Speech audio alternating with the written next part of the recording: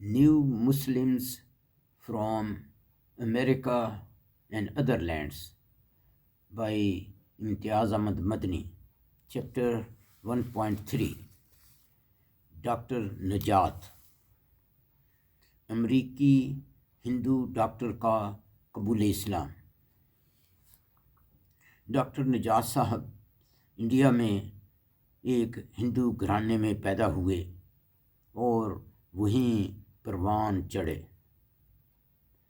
انہوں نے دنیاوی تعلیم کے ساتھ اپنی مذہبی تعلیم بھی انڈیا میں حاصل کی اور اپنے والدین کے ساتھ مندر میں پوجا پاٹ بھی کرتے رہے.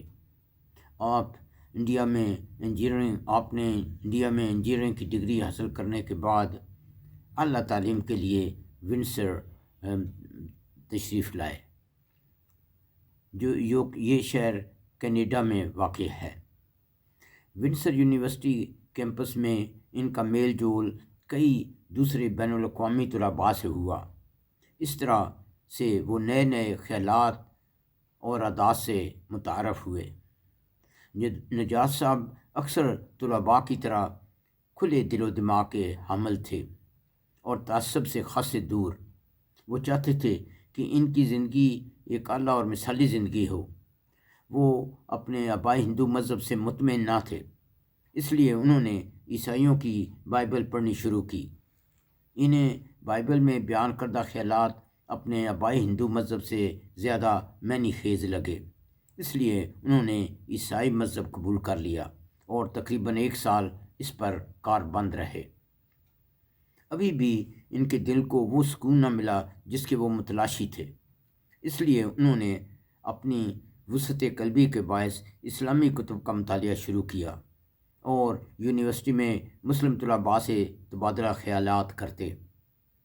یہ بات قابل ستائش ہے کہ امریکہ اور کینیڈا کی کئی یونیورسٹیوں میں بہت منظم طریقہ سے یہودی، عیسائی اور مسلمان علماء کو اکٹھا کر کے ان کی باری باری تقاریر منعقد کی جاتی ہیں اور پھر ایک ہی سوال کا تینوں علماء اپنے اپنے نظریہ سے جواب بھی دیتے ہیں. اس سے بہت سے طلباء کا تعصب دور ہوتا ہے اور وہ راہ ہدایت پاتے ہیں. نجات صاحب نے کئی ذرائع سے اسلامی تعلیم حاصل کی. انہیں یہ بات بہت اچھی لگی کہ اسلام میں صرف اور صرف ایک اللہ کی عبادت ہوتی ہے. انہیں اسلامی افکار سادہ اور آسان لگے، اس لیے انہوں نے اللہ کے فضل سے اسلام قبول کر لیا. الحمدللہ. نجات صاحب نے محسوس کیا کہ صحیح اور عملی مسلمان بننے کے لیے شادی کرنی ضروری ہے. اللہ تعالیٰ نے ان کی خواہش کو جلد پورا کر دیا اور ان کی ونڈسر میں ہی ایک تعلیم یافتہ مسلم لڑکی سے شادی ہو گئی. نجات صاحب نے نہ صرف شادی خانہ آبادی کر لی بلکہ اسی دوران اپنی PhD بھی مکمل کر لی. اب وہ کسی کام کی تلاش میں تھے. ان کی اعلیٰ قابلیت کی بنا پر معروف فورڈ کمپنی ڈیٹرائٹ نے انہیں ایک کام کی پیشکش کی جو ڈاکٹر نجات صاحب نے قبول کرتے ہوئے ڈیٹرائٹ کے نوائی علاقہ فارمنگٹن ہل میں نقل مکانی کر لی. انہی دنوں اس علاقہ میں ایک نئی مسجد مارز وجود میں آئی جس کا نام توحید سینٹر آف فارمنگٹن ہل تھا، اور اللہ کے فضل سے میں اس مسجد کا امام مسجد تھا. نجات صاحب سے میری ملاقات اسی مسجد میں گاہے بگاہے ہوتی. ایک دن میں نے انہیں قرآن پاک کی تلاوت کے لیے کہا تو انہوں نے جواب دیا، میں قرآن عربی میں نہیں پڑھ سکتا. میں ششدر رہ گیا اور مجھے یقین آیا کہ ان جیسا قابل شخص قرآن نہ پڑھ سکے. اس کی وجہ واضح ہے کہ اکثر مسلمان دوسروں کے لیے اسلامی تعلیم و تربیت کی خاطر وقت صرف نہیں کرتے. اس طرح سے کئی اچھے طلباء ایسی تعلیم سے محروم رہ جاتے ہیں اور بعض ذاتی توجہ نہ ملنے کی باعث پست حوصلہ ہو کر ہمت ہار جاتے ہیں. سچ تو یہ ہے کہ جب تک ذاتی طور پر وقت کی قربانی نہ دی جائے دوسرے کو فائدہ نہیں پہنچایا جا سکتا. محض زبانی ہمدردی کسی کام کی نہیں ہوتی. میں نے مسز نجات سے بلا جھجک پوچھا، کیا وجہ ہے کہ آپ نے اپنے خاوند کو حروف تہجی تک نہیں سکھائے، جبکہ آپ کی شادی خانہ آبادی ہوئے کئی سال گزر گئے ہیں؟ مسز نجات مجھے کوئی معقول جواب نہ دے سکیں۔ میں نے نجات صاحب سے کہا، آئیے میں اور آپ ایک باہمی معاہدہ کرتے ہیں۔ آپ تقریباً 4 اتوار میرے ساتھ تعلیم کے لیے لگائیں اور میں آپ کو یقین دلاتا ہوں کہ انشاءاللہ آپ قرآن پاک پڑھنا شروع کر دیں گے۔ ہم نے توحید مسجد میں فجر کی نماز کے بعد ملنے کا فیصلہ کیا۔ یہ ہم سب کے لیے باعث خوشی تھا کہ نجات صاحب نے اس عرصہ میں قرآن پاک پڑھنا شروع کر دیا۔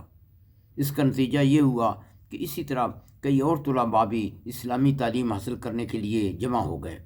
مثال کے طور پر ایک میڈیکل ڈاکٹر جو کہ عربی تھا اور پیدائشی امریکی تھا اور ابھی تک قرآن پاک سے بے بہرہ تھے، وہ بھی اس تعلیم و تدریس کے سلسلے میں منسلک ہو گئے۔ اتوار کے دن اس تعلیم و تدریس کے بعد ہم سب مل کر مسجد میں ناشتہ کرتے۔ یہ بہت اچھا منظر ہوتا تھا۔ ڈاکٹر نجات صاحب اب کئی صورتیں آسانی سے پڑھ سکتے تھے، لیکن اب انہیں مجھ سے بہتر استاد کی ضرورت تھی۔ میرے ایک ہم عمر دوست شیخ عطاسی صاحب تھے جو کہ شام سیریا سے تھے اور انہیں قرآن پاک سے بہت شغف تھا۔ میں نے ان سے درخواست کی کہ ڈاکٹر نجات صاحب کو پڑھائیں۔ انہوں نے بخوشی اس کام کو قبول کیا۔ شروع میں وہ ہفتہ میں صرف 1 دن پڑھاتے، لیکن دونوں کو یہ سلسلہ اتنا اچھا لگا کہ وہ ہر روز صبح کی نماز کے بعد تقریباً 1 گھنٹہ مل بیٹھتے۔ شیخ صاحب تجربہ کار استاد تھے۔ ان کے اصل عربی تلفظ سے ڈاکٹر نجات صاحب کو قرآن پاک پڑھنے میں اور مٹھاس پیدا ہو گئی۔ ڈاکٹر نجات صاحب فجر کی نماز سے پہلے بیوی بچوں کو چھوڑ کر مسجد آتے، فجر کی نماز کے بعد اپنے استاد سے مستفید ہوتے اور پھر مسجد سے ہی سیدھے کام پر چلے جاتے۔ استاد شاگرد کو یہ سلسلہ اتنا پسند تھا کہ سردی، برف یا طوفان میں بھی ناغہ نہ کرتے۔ شیخ صاحب کو اپنے شاگرد پر بہت فخر تھا اور وہ مجھ سے کہتے، نجات کا تلفظ تم سے اچھا ہے، جو کہ روز روشن کی طرح واضح حقیقت تھی۔ اب ڈاکٹر نجات صاحب کا یہ عالم تھا کہ جہاں سے بھی قرآن پاک کھولیں اسے بخوبی پڑھ سکتے تھے۔ انہوں نے اپنے طور پر قرآن پاک کا انگریزی میں ترجمہ پڑھنا شروع کر دیا، جس سے انہیں قرآن آیات کی صحیح اہمیت کا پتہ چلا اور اسے پڑھنے میں اور لطف آنے لگا۔ یہی نہیں بلکہ نجات صاحب نے کئی صورتیں زبانی یاد کر لیں۔ آخری بار جب ان سے میری ملاقات ہوئی، وہ قرآن پاک کے آخری پارہ کا نصف حصہ زبانی یاد کر چکے تھے۔ یہ ایک المیہ ہے کہ کسی سوسائٹی میں اعزازی طور پر کام کرنے والے بہت کم ہوتے ہیں۔ اکثر لوگ نکتہ چینی سے ہی اپنا پیٹ بھرتے ہیں، اور اگر کچھ کر بیٹھیں تو اس کا کسی نہ کسی شکل میں صلہ ڈھونڈتے رہتے ہیں۔ ڈاکٹر نجات صاحب نے خود بخود اعزازی طور پر اپنی خدمات امت مسلمہ کے لیے وقف کر دیں، اور وہ اکثر نماز فجر کے لیے مسجد کھولتے، وہ ہم سے سب سے زیادہ دور رہتے تھے۔ وہ کاروں کی پارکنگ کی جگہ سے لے کر مسجد کے دروازے تک برف ہٹاتے اور اس سیمنٹ پر نمک چھڑکتے تاکہ کوئی پھسلنے نہ پائے اور زخمی نہ ہو۔ نجات صاحب کی یہ خدمات بہت قابل تحسین ہیں، کیونکہ پھسل کر گرنے کی صورت میں کوئی بھی اپنے مالی اور جانی نقصان کے لیے مسجد کے خلاف مقدمہ کر سکتا ہے، جس کے نتیجہ میں انشورنس کمپنیاں مسجد کو انشورنس دینے سے انکار کر سکتی ہیں۔ بس اس ملک کے حالات کے مطابق نجات صاحب کی خدمت بے مثال تھیں، کیونکہ کوئی اور شخص صبح سویرے اٹھ کر ایسا کام اعزازی طور پر سر انجام دینے کو کہاں ملتا ہے۔ نجات صاحب ہر اتوار کو بچوں کے لیے مسجد میں اسلامک اسکول میں بھی مدد فرماتے۔ حسب معمول ظہر کی نماز سے پہلے مسجد پہنچ کر اسی طرح برف وغیرہ ہٹاتے اور طلباء اور اساتذہ کے لیے مسجد کے دروازے کھولتے۔ والدین سے بچوں کی فیس اکٹھی کرنا جوئے شیر لانے سے کم نہیں۔ انہوں نے یہ کام بھی بطریقہ احسن سر انجام دیا اور کسی کے بھی والدین کو ناراض نہ ہونے دیتے۔ قدرتی طور پر ان کی طبیعت دھیمی اور غیر مشتعل تھی۔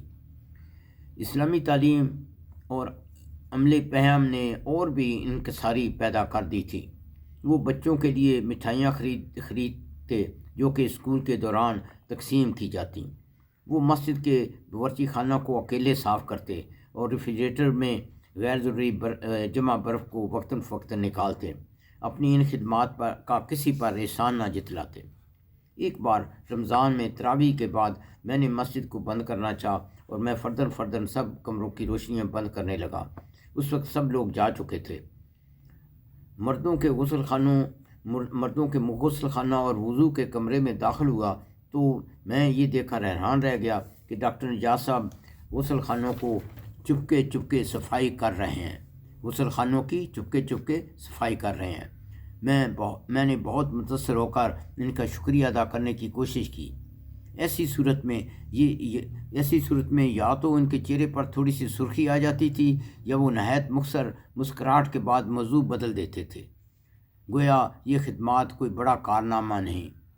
نجات صاحب نے یہ خوب سمجھ لیا کہ سوداگری نہیں یہ عبادت خدا کی ہے، سوداگری نہیں یہ عبادت خدا کی ہے۔ اے بے خبر جزا کی تمنا بھی چھوڑ دے، اے بے خبر جزا کی تمنا بھی چھوڑ دے۔ ڈاکٹر نجات صاحب صرف مسجد کے اندر ہی عمل پیرانہ ہوتے۔ یہ مسجد تقریباً 2.5 ایکڑ پر پھیلی ہوئی تھی۔ نجات صاحب اس مسجد کے گھاس والے حصہ پر ہر سال کھاد ڈالتے اور خود رو بوٹیوں کو مارنے کے لیے بھی دوائی کا چھڑکاؤ کرتے۔ اس کھاد اور برف کے لیے نمک وغیرہ کا خرچ بھی اپنی جیب سے دینا پسند کرتے۔ نجات صاحب دبلے پتلے اور لمبے جوان تھے اور بعض اوقات مسجد میں سوکھے درختوں کو کاٹنے میں بھی حصہ لیتے۔ ہمیں نجات صاحب کی خدمت رمضان کے مہینہ میں اور زیادہ پسند تھی۔ وہ ہر میزبان کی مسجد میں افطاری کرانے اور کھانے کے انتظام میں مدد فرماتے۔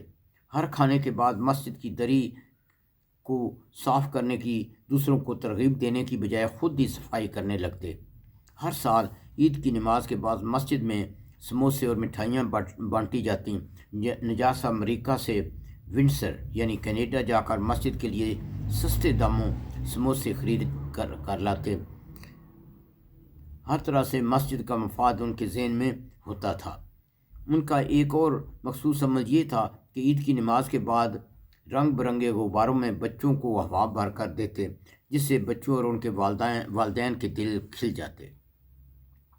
نجات صاحب ہر ایک گھر میں مقبول تھے۔ وہ لوگوں کو عید کے دن اپنے گھر دعوت دیتے، جس میں لوگ جوک در جوک جمع ہو جاتے۔ عید کا خطبہ دینے کے بعد میری کوشش بھی یہی ہوتی تھی کہ جلد از جلد نجات صاحب کے گھر پہنچوں اور لذیذ کھانے کی چیزوں سے بلا تکلف پیٹ بھر کر عید کی خوشیوں کو دوبالا کر لوں۔ ایک دن میں نے نجات صاحب سے سنجیدگی سے پوچھا، اب آپ قرآن پاک اور دیگر اسلامی افکار و احکام کا آپ کو کافی علم ہے، سچ بتائیں کہ اسلام آپ کو کیسا لگتا ہے؟ نجات صاحب بہت باوقار طریقہ سے کہنے لگے، اللہ شاہد ہے، قرآن پاک سے میرے دل پر ایسا سکون طاری ہوا ہے جو کہ ہندو مذہب اور عیسائیت سے مجھے نہ مل سکا۔ قرآن پاک کا اثر بالکل معجزانہ ہے۔ نجات صاحب بھری مسجد میں کئی بار نماز کی امامت کے فرائض بھی ادا کرتے تھے۔ اس سے واضح ہے کہ اسلام میں کئی دوسرے مذاہب کی طرح اجارہ داری اور رہبانیت نہیں۔ جو شخص بھی علم و تقوی میں افضل ہو اسلامی لیڈر بن سکتا ہے، کیونکہ اللہ تعالیٰ نے قرآن پاک میں فرمایا ہے، اللہ کے نزدیک تم سب میں سے عزت والا، فضل والا یا افضل وہ ہے جو کہ تقوی میں برتر ہو۔ اس سے واضح ہو کہ اسلام میں امام بننے یا دیگر اسلامی خدمات میں لیڈر بننے کے لیے کسی رنگ، روپ، جائے پیدائش، نسل اور قومیت کو بالکل کوئی عمل دخل نہیں۔ ہر مسلمان کا حق مساوی ہے۔ علم و تقوی کے ذریعے انسان دوسروں پر سبقت لے جا سکتا ہے۔ میری عاجزانہ دعا ہے کہ اللہ تعالیٰ نجات صاحب کی فیملی کی بے لوث خدمات کو انہیں بے لوث خدمات کی انہیں اجر عظیم عطا فرمائیں، اور ہم سب کو بھی ایسا ہی مخلص مسلمان بننے کی صلاحیت اور توفیق عطا فرمائیں، آمین۔ ربنا تقبل منا انک انت السمیع العلیم وتب علینا انک انت التواب الرحیم۔